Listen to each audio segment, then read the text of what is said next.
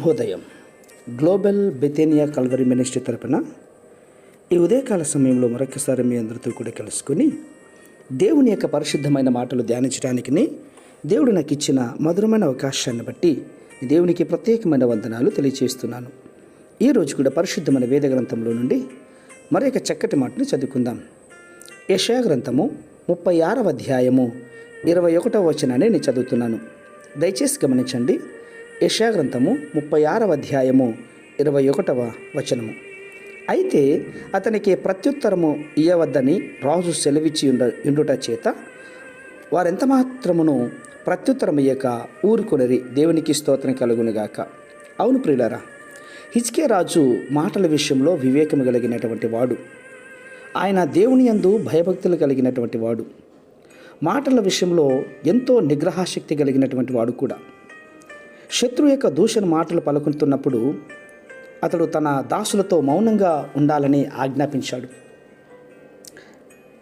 సన్గెరీబుజు రాజు తన అధిపతి అయినటువంటి రబ్షాకేషు హిజ్కియా సైనికులను దూషించడానికి, నిందించడానికి పంపించాడు.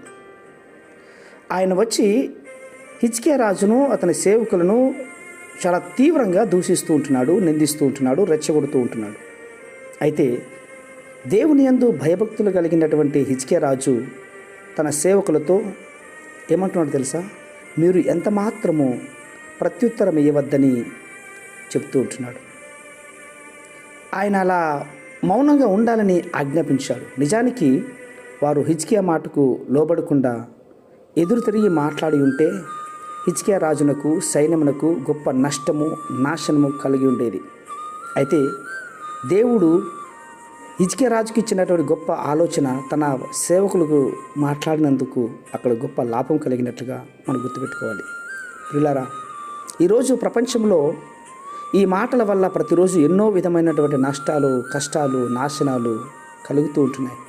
కొన్ని కుటుంబాలు, రాజ్యాలు, కొన్ని పట్టణాలు, గ్రామాలు, ప్రజలారా ఎంతోమంది కలహాలతో, యుద్ధాలతో నాశనం అవుతున్నాయి కదా. పరిశుద్ధ దేవుని యొక్క బిడ్డలు తమ నోరును దీవెనకరమైనటువంటిదిగా కాపాడుకోకపోవడం ద్వారా ఎన్నో నష్టాలు జరుగుతున్నాయి. తమ నోటి మాటల వల్ల ప్రభు యొక్క దృష్టికి చెడుతనం చేసిన వారుగా కనబడుతున్నారు, వివేకం లేనటువంటి వారుగా కనబడుతూ ఉంటున్నారు. అవును, మన నోటిని ప్రభు మెచ్చుకునేలాగా తయారు చేసుకోవాలి. మన నోరు పరిశుద్ధాత్మ ఆధీనంలో ఉండేలాగా ప్రయత్నించాలి. మన నోటి నిమిత్తం ప్రార్థన చేస్తూ ఉండాలి. అందుకోసమే ఈ 45 రోజులు ఉపవాస కూడికలో నీవేమై ఉన్నావో, నీ పరిస్థితి ఎలా ఉందో, నోటి మాటల ప్రవర్తన ఏముందో దేవుని సన్నిధికి వచ్చి ఒప్పుకొని ప్రార్థన చేసుకుని వదిలిపెట్టుకున్నట్లయితే కనుక ఉన్నతమైన జీవితాన్ని నీవు జీవించగలుగుతావు. ప్రేమ నమ్మకమైన మా ప్రియ పరలోకపు తండ్రి, ఈ మాటల ద్వారా బిడ్డలందరికీ కూడా ఆశీర్వాదకరమైన మాటలుగా మార్చినందుకే స్తోత్రం అర్పించుకుంటూ చిన్న ప్రార్థనను మా రక్షకుడిని యేసయ్య బట్టి అడిగి వేడుకను పొందుతున్నాము తండ్రి. ఆమేన్, ఆమేన్, ఆమేన్.